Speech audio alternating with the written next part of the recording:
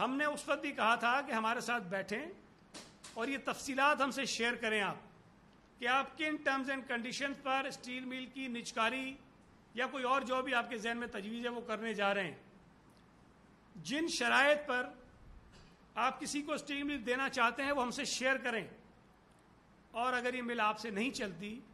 تو سندھ حکومت اس مل کو چلانے کے لیے تیار ہے. ہم آج بھی یہ کہتے ہیں, ہم یہ نہیں کہتے کہ ہمیں دے دیں یا کسی ایکس وائی زیڈ بندے کو دے دیں, ہم یہ کہتے ہیں کہ سندھ حکومت, گورنمنٹ آف سندھ, اسٹیل مل کو چلانے کے لیے آج بھی تیار ہے. لائبلٹیز فیڈرل گورنمنٹ لے لے, اسٹیل مل ہمیں دے دے,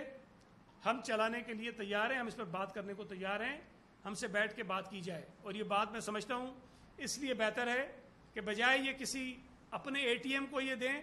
اور ایک نئی کنٹروورسیز پیدا ہوں, بہتر طریقہ یہ ہے کہ یہ مل حکومت کے پاس ہی رہے. اگر وفاقی حکومت نہیں کرنا چاہتی تو صوبائی حکومت کے پاس رہے اور یہ حکومت اس کو چلائے,